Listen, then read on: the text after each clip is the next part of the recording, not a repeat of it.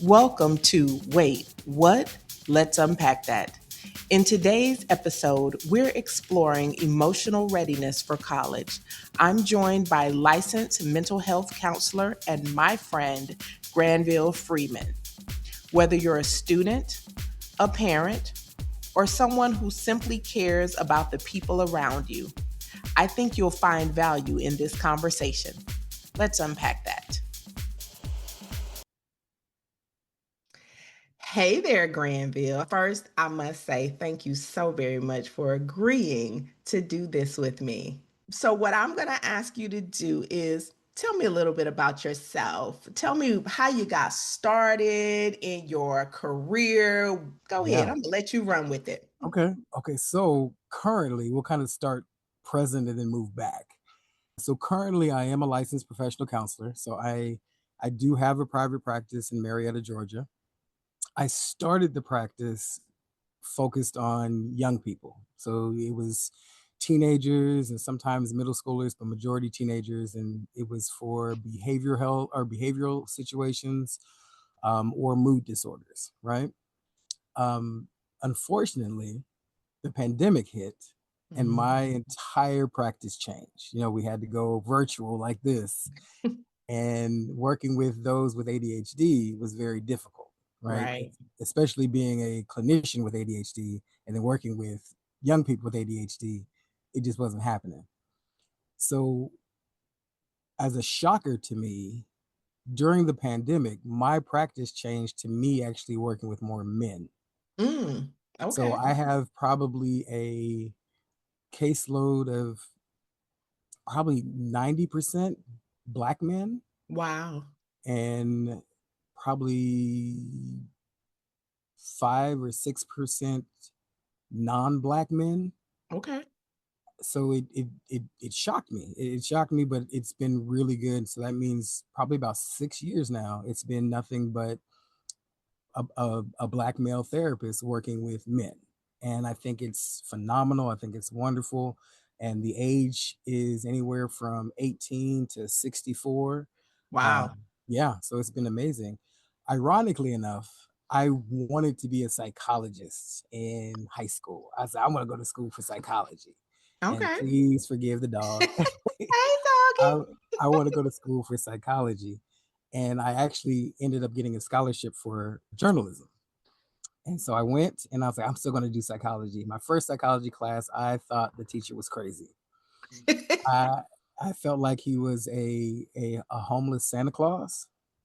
And as he was walking back and forth on the lecture, A homeless Santa Claus. Okay. yeah, I mean, just put that in your mind. Like literally, whatever you're thinking is probably what he was. So he had this big white beard, and he would just pace back and forth in the lecture hall. And instead of lecturing, it was almost like it was a brief moment into his mind as he was discussing things. With So himself? yeah, Okay. yeah. So he would literally walk back and forth, and he would, you know how it is in undergrad. Those courses like Psychology 101, Hmm. really just real basics, Right. right? And so you're talking about the eye, and you're talking about some theories, and he'd talk about, yeah, so so the iris and the eyeball, and I had a dog named Rover, and I always wonder what that dog would think sometimes. So yeah, the eyeball would then, and so as an A lot of 18 year side old, conversation. yeah, Okay. yeah. So as an 18-year-old, I'm on the lecture like, is that gonna be on the test? I Dog don't know. Rover. Right, exactly. And so I actually gave up on the psychology, and I actually got my degree undergrad in public relations and advertising. Wow. And then I thought about going back to school, and then I ended up coming to Georgia. And after that, my world just kept aligning. You need to go back. You need to go back. So I'd always Mm. work with young people. I'd work with DFACs, with foster care youth. And then finally I decided let's go ahead and do it. So I have a private practice. I'm currently also a part-time employee with Metro Risa. And Mm-hmm. Metro RESA is the Atlanta Metro Regional Educational Service Agency. And so what we do is provide supports to the Atlanta Metro school systems, whether it's Mm. professional learning or development supports, whether it's trainings for endorsements or certifications. We kind of serve as a informal liaison between Department of Education and all the school districts. Okay. So if there's a new standard, then we're kind of tasked to assist in breaking it down, ensuring that the understanding is there for, the supports of each district or each school. And so my role is mental health, coordinator, and I provide consultations to the different schools for mental health trainings. I'm certified in a couple trainings: youth mental health first aid, Mm. QPR, restorative practices, all those different things. So that's kind of where I'm at right now. Okay. So that's a lot. I love the story though of getting a journalism scholarship, major psychology, weird homeless Santa Claus instructor, pretty much changed your direction, It did. It public did. relations. Right. Right.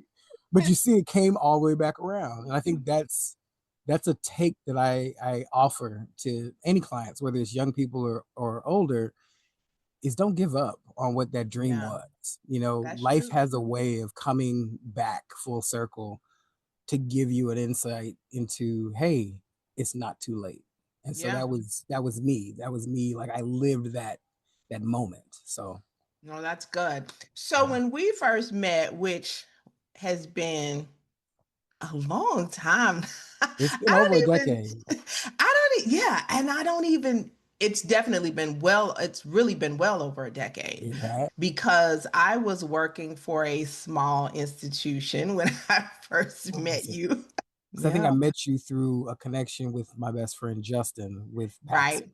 Yep. Yes. So I was coming to Paxton and I was like, that was like the first time that I don't want to say it's the first time that I felt like I was doing something impactful, Mhm. but outside of my regular job, to be Yeah. able to talk to students that didn't know me from work, that didn't know, what I do, and to really be able to say something that might spark some interest because those were students who were working towards their GEDs and some of them didn't even realize they could go to college. And I think the population I worked with that you came into, they always feel stigma. They always felt Mm, like, oh, I'm getting a GED, so people are thinking less of me. yeah. But you come in with hey, all right, let's have a conversation. What you want to do? And the moment someone says, well, I used to want to go to college, you're like, okay, where's the used to? Right. What you want to do So now? Like what? yeah, Yeah. yeah. Well, why the No. change? I'm glad you're pursuing more of getting you out there. Yeah. I mean, and it matters, and it matters to somebody. And I had to Mhm. really decide that there were people who needed the information that I have. Right. That I had to decide that, and I had to get comfortable with being honest with myself, sharing my story. I would tell you, I was a terrible college student early on. I did manage to get a degree. I got two, now, but it was, yeah, it was a little bit, it was rough. But Yeah. once I got comfortable telling people that, that was sort of it. So working with Paxson and then getting connected with Dr. DeLay and all of the things. I know that there are some important conversations that have to happen and people are inundated with information, but I want Yes. them to have good information, not information based on somebody's feelings. So having experts in different fields that still tie into this young adult emerging professionals group, that's the whole purpose of this conversation. So Right. let's go ahead here and I'm gonna pose a question for you. From your experience as a licensed therapist and former youth program manager, what are some of the Mhm. biggest misconceptions people have about young people today? Biggest misconceptions. I would say that honestly, for me, I think one of the biggest misconceptions is young people are not willing to put in the work, right? And I think for me, in the work that I've done, I feel like that statement or that mindset is done through the lens of people like us, our age group, our generation, Yeah. in a way that's almost like it's kind of that generational pride. I made it through, or that nostalgia to where it's kind of like, oh, I remember back then when I had to do X, Y, and Z. And it's even a phrase called survivorship bias. Look at how I turned out. And so Survivorship we want bias. survivorship bias, and it's almost like we have this pride about being able to offer the information up to the young people about how they should do things. And I think where the misconception hits is that we are limiting them through our lens. And Mm-hmm. there's so much more out there now that we didn't have access to that makes the process look different, True. right? And so we can still provide knowledge, but I Yes. think as opposed to putting that label on them Mm-hmm. of they're just not willing to do the work. So I think True. we have to get into the reality and the realization that time continues to move forward. Advancements in education and technology, in information, and in the speed of gathering information I know. continues to grow. Yes. And we have to give them that grace of, okay, well, tell me what it is that is making you feel that you're not being successful, or tell me what it is, or even asking yourself, what is it that's making me tell them that they're not doing the work? Like, what is it Mm-hmm. about how they're moving in their journey is making me say, oh, they're just not willing to do the hard work? So Right. that's the misconception, I feel. No, I agree with you. They're definitely, it's a new ball game. I But agree. it's a different ball game, and it's exactly what you said, the plan and the strategy that we were given, not Mhm. just from our parents, but probably from a lot of our teachers. And these are your steps, and here are your options. You graduate and go to college, graduate and go to the military, graduate and go to work. Right. That was it. But what we're seeing now is something that we didn't even know was possible. We didn't even know this would be a thing. No, Even when we imagined the future, it didn't look like this. it didn't look like this. Everybody, you went to work, you Yep. went to work, you found a job, you did your job, you saved your money, and at some point you retired. That Exactly. was the blueprint. Well, then the blueprint pretty much got crumpled up and tossed in the garbage. And then we had people, like you said, using technology to really advance Yeah. their careers at a speed that we would never have imagined. Not at all. And I hear people saying, still giving out that same advice, but there's so many more careers, and the way you get there is not always this linear path. It's And it not. doesn't look like what we thought. But it's so important to have those conversations because people don't even think about it. It's the blueprint is still in play when it's really not. And for those of us who were stuck in the blueprint, Yeah. truthfully, I mean, I probably could have started this a decade ago. Why didn't I? Yeah, that's a whole nother conversation. We had that conversation back in Right. December. Right. Yeah. Yeah. Right. But I Yeah. was stuck in the blueprint. Okay. All right. So next question. So this YouTube conversation, the official name is Wait, What? Let's unpack that. That's the There you official go. name. Okay, I like that. So I want you to tell me about a wait, what moment. Wait, what? Right. Look, I feel like my homeless Santa Claus was a wait what for me. You know what? I have one. I have one that honestly helped me with my pivotal moment of getting back into seeking out my master's and doing Mhm. counseling. So my first job that I really enjoyed was very similar to Paxson Mhm. and Cobb Works back in 02 maybe. But anyway, it was a job that we worked with, still doing kind of workforce development, kind of. I don't think I really knew what it was, Mhm. but I just knew that I was working with young people in some The very first foster child that I worked with in Georgia, I remember they brought him in and he had this background. He was, in juvenile justice for a while and he was staying at the children's shelter. So he was real closed off, right? And so he just came in, he just kind of stood there, stood around, and I had just started. So we're kind of putting together this office, new organization. And I remember kind of just watching him to see kind of what is he trying to do. And I'm younger, so I'm in that moment to where I'm like, I'm not looked at as a adult, but I'm still looked at as, well, he's still in an Right. authority figure, right? Mm-hmm. And so I remember putting some stuff together and I decided that I was going to act lost. Like, I can't figure out how to do this. So I invited him in to help show me. Mm-hmm.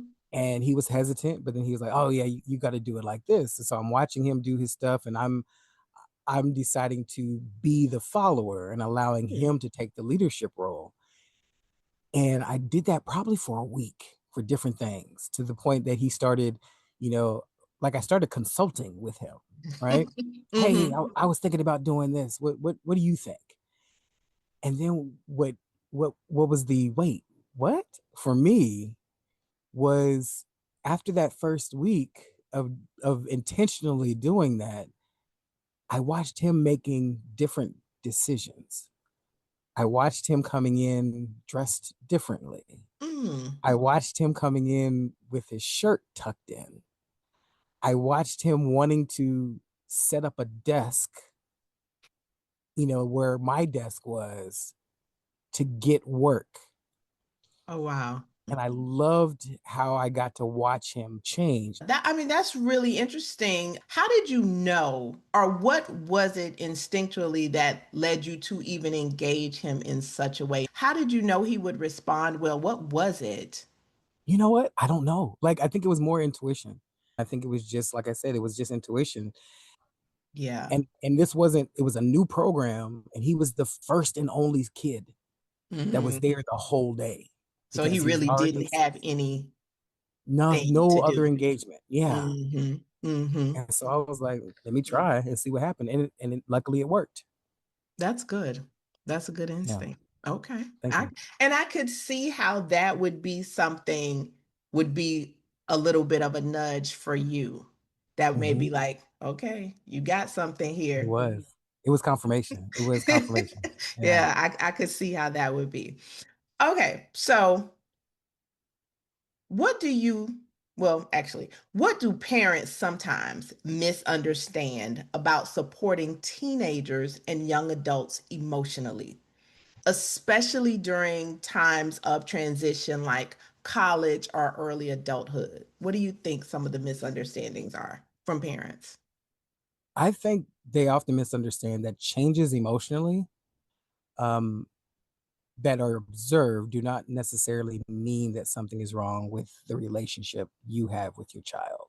Hmm. And so, what I mean by that is, what I've noticed in some of the events that I've done with young people, or the events that or the trainings I've done, is that even to this day, literally months ago, I worked with a couple of high school groups in a specific county.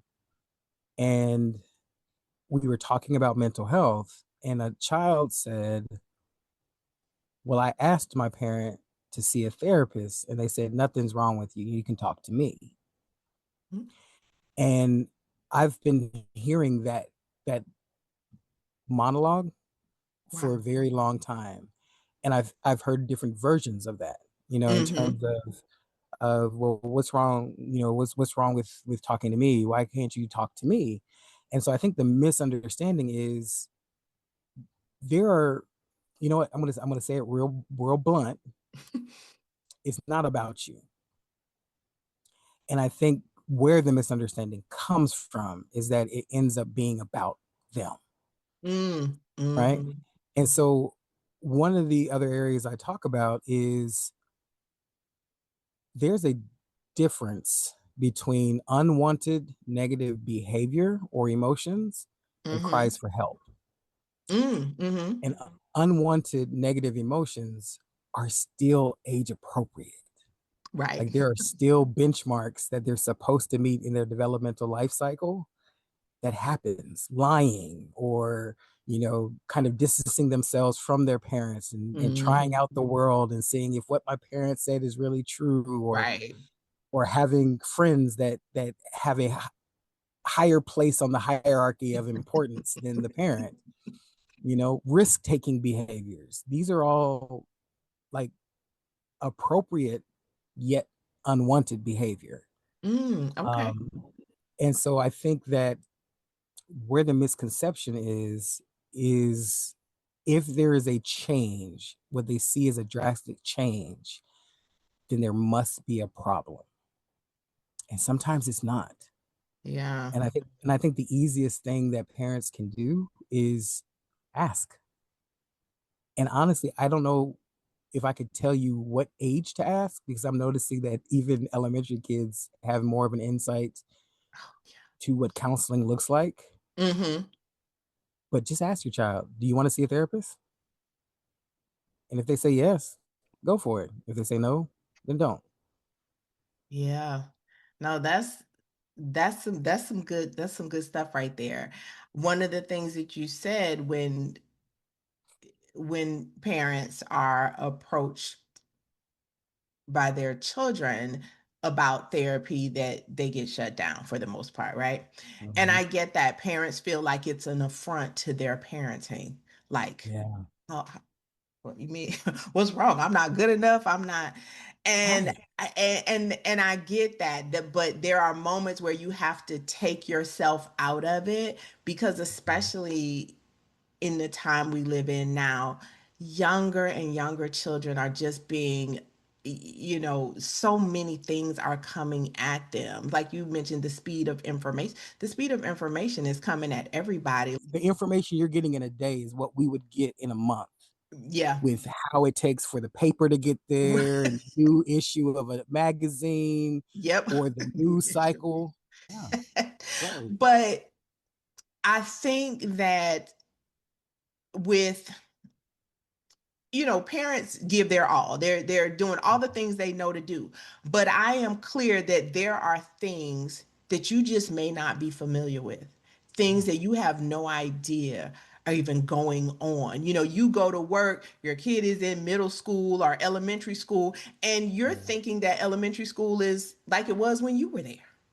And the conversations that some of these children are having, I yeah, mean, and so there are all these things that are going on that you have no knowledge of, that you have no awareness of, that you have no reference point for as a parent. right. So why not allow your child to speak with someone who may be able to give them something that you can't? Because that's the thing. Even on your best days as a parent, there'll be things that you just won't have, that you can't Yeah, do. So, and I think that's hard for a lot of parents. You want to feel like you can do all the things and you can be the answer to all the questions. And you right. can't be. You Exactly. can't And be. I think you said a key word. They do with what they we do with only what we know to do. Right. And Right. and sometimes if we don't have the information at that moment, all we can do is get the information so that we do better next time. Yeah. And the unfortunate part that is really hard for some parents to understand is, like, there's a series of questions or comments that I'll make. Will you as a parent traumatize your child? Yes. And in some way, And that's the point. That's the point. unintentionally, for sure. Unintentionally, For sure. but we all do. And I think that that's, if we can grasp that and know that sometimes it does happen unintentionally, and even the word traumatize, I think we miscategorize that and we see trauma as only, life altering Right. events. But I was raised in a military family, Mm-hmm. so even though it wasn't necessarily a life altering event, it we moved often. So even though I wasn't under the umbrella of being transient, Mm-hmm. Mm-hmm. You had to I leave your was friends I was behind. transient. Yeah. Yeah, I was And, transient. and that can be traumatic. Yeah. And You it's had your very friends and traumatic. now you're like, oh, okay, Right, now I got to start right. all over. Again. Yeah. Right. And Yeah. one of those times was in middle school or in high school. Like Mm-hmm. I started high school in one place in ninth grade. I then went to another whole state in 10th grade. Mm-hmm. And yeah, and that was hard, especially during that time of lifespan development, you know? So yeah. Yeah. Yeah. No, you're right. You're absolutely right. I think sometimes as parents, parents take on a lot, but sometimes we take on things that we probably don't need to. And when we take on those things of being a therapist about all things, Right. sometimes we make it worse. Yeah. Or what I've seen is some parents, when they don't know or they're embarrassed that they don't know things or they can't do it, they Down. shut it down. Yeah. And it's just shut down, never to be spoken about again. Yeah. Which is And also a very bad lesson for the it child. is. It really is. We don't do therapy. No, we don't need therapy. So, Right. And it may not be even about therapy. What that action shows is that tough discussions I'm supposed to suppress. yeah. Oh, yeah. I think Mhm. that's what a lot of people were taught, though. You don't, you Oh, it having the was. hard conversations, like that's why they call them hard Yeah, conversations, but it's necessary. it is. Um, and it can be fear inducing. It can, but Definitely. you still got to do it. And I think a lot of Mhm. people aren't there yet because, like you said, it makes not just a parent, but any adult, it makes you feel like you missed something. You didn't do something right. Like it's about, and you said it, it's not about you. It's not Yeah. about you. Not. You did what you knew to do. That's all we can ask. That's it. That's it. So I got maybe one or two more questions for you. Okay. So let's talk about college readiness beyond academics. In What does regards to, okay. emotional readiness, what does that look like? You know what? And honestly, great segue because you actually gave a lot of information to that just now. I think that if we tend to assume that the emotional readiness components are things that they'll grow into, rather than rather than things that we should help teach. And I'm not even, this isn't one of those things where I'm saying, parents aren't. I'm saying adults.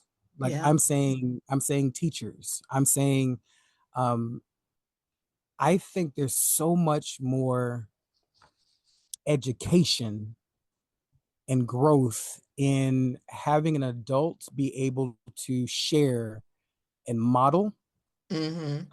how they deal with hard feelings, Mm-hmm. right? So like for instance, we were always taught that children need to stay in children's places, right? Yeah. And I'm not saying they shouldn't. Right. Oh yeah, but definitely. but I'm also saying that there are times that you can provide a brief insight into what you're dealing with. So as a Mm-hmm. parent, I think there are times that you can come home and just say, I had a hard day. I'm in Yeah. a horrible mood because things happened that I couldn't control. And Yeah. I need some silence. And I don't want you thinking that my silence is me being angry at you, but Mm-hmm. I'm having a hard day and I'm happy to be home, but I think I just need a couple minutes to get this off of me while I'm here. Yeah. That's And what modeling that does is it gives kids permission to one, have emotions, right. two, it humanizes the adults, Right. Right. but it humanizes the adults. So now the child is like, oh, you're real. You're a real person. You have real things, yeah, going You on. have real feeling. Mm-hmm. And then it gives them permission to do things a little different than what they did before. That's good. That's really So good. So I think it starts way earlier than we think in terms of them being emotionally ready for Mm-hmm. school. Because if you think about it, since you're in higher ed, I'm sure that you see it now.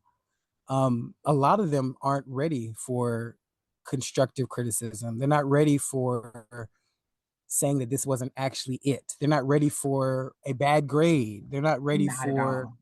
not being accepted in a group, whether it's a sorority or a fraternity or a, an internship. They're not ready for rejection.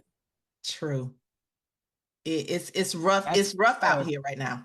it Yeah. is. And that's why we have all, if you really look at the mental health situation, we have increases in depression and increases in anxiety. And unfortunately, the suicide rate Mhm. is increasing. Yeah. And I think an indication for parents, and this goes back to one of the questions you said in terms of, maybe waiting too long or not waiting too long. Mm-hmm.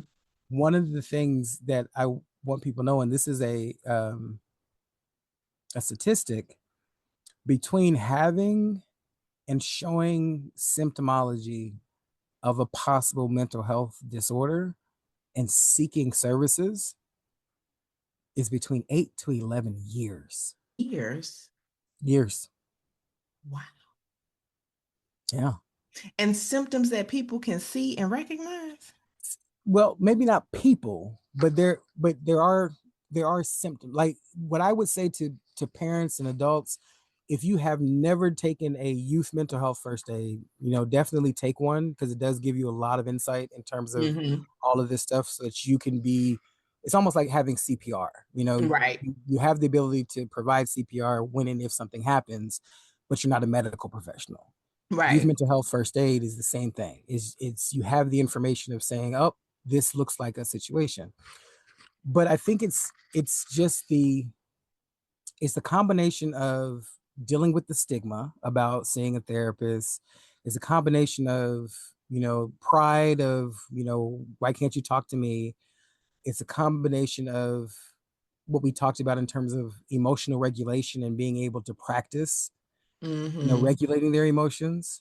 Um, Mm-hmm. and unfortunately, it's also a combination of access to mental health care, Yeah. whether it's insurance or whether it's availability of clinicians. Yeah. Yeah. Wow. So with emotional readiness, Mhm. if someone, let's say high school senior, it's Mhm. graduation season. We're there. It's Right. it's upon us. And Mhm. summer is gonna be fun, but they're heading off to, let's say they're heading off to college 2, 3 hours away from home. First time Right. kind of away from home.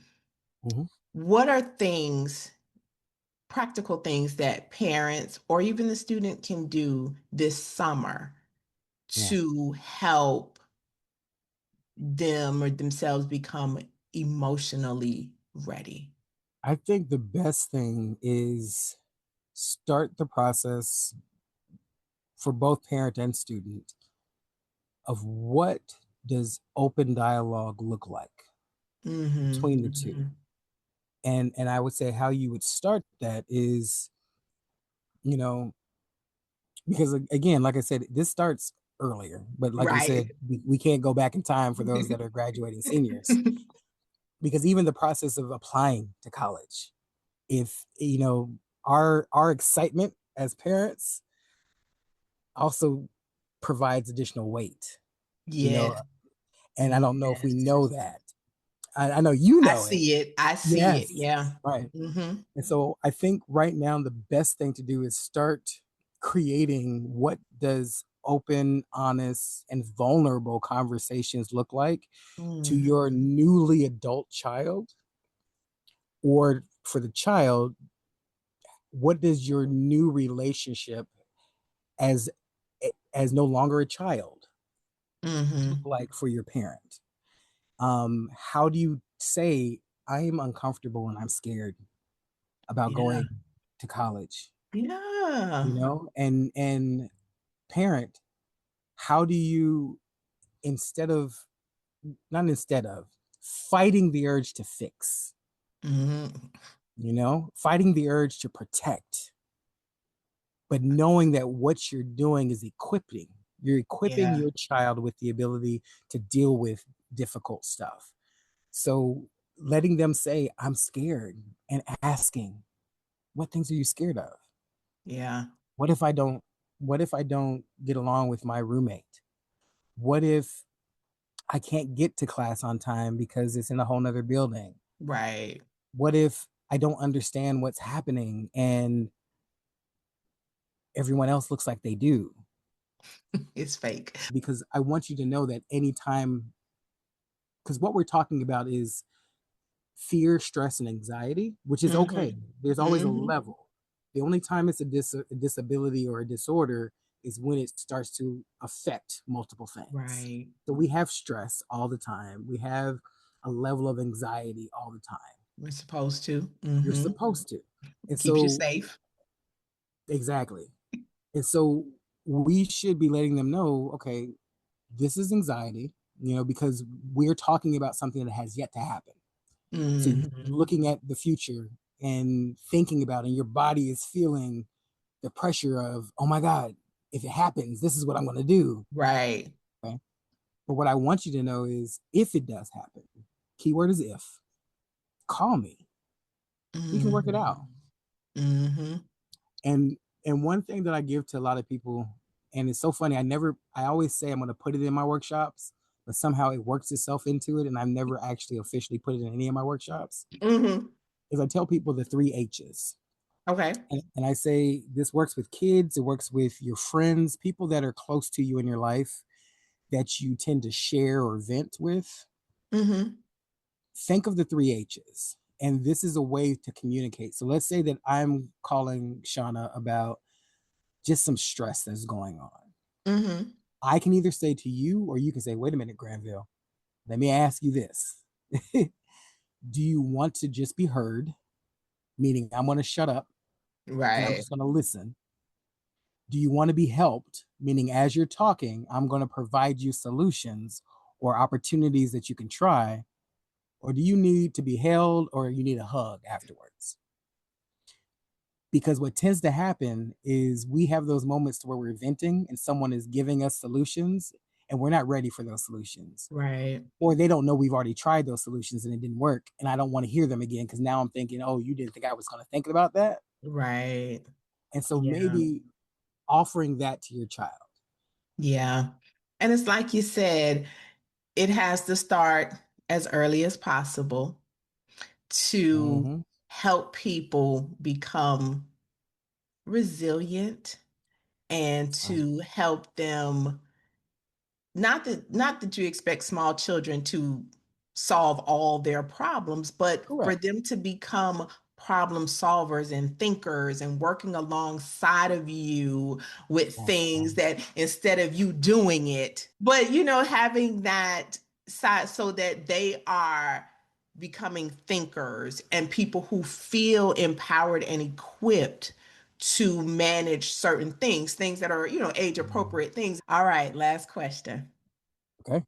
Do you see, and this kind of goes back to our beginning questions, Mm-hmm. where you said a lot of people feel like young adults aren't ready to work. They don't want to work. They don't want to work for the things. So they don't want to do the things.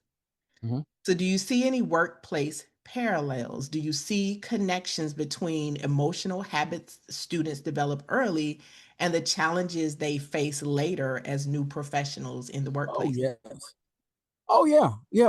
Like what you see in college, I don't think people realize school in any realm of school is a true, almost like petri dish of life, Right.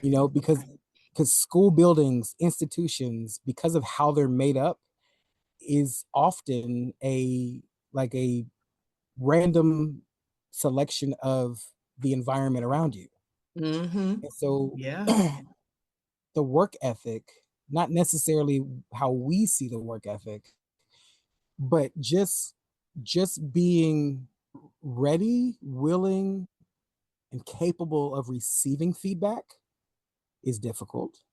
Yeah. Um, I think I can't remember if it's a newer one or if it has been updated, but I know that there's been several research documents done for the Department of Labor in regards to what hiring managers are saying, specifically about Gen Z. Z. Yeah. Um, it's hard for them to take criticism.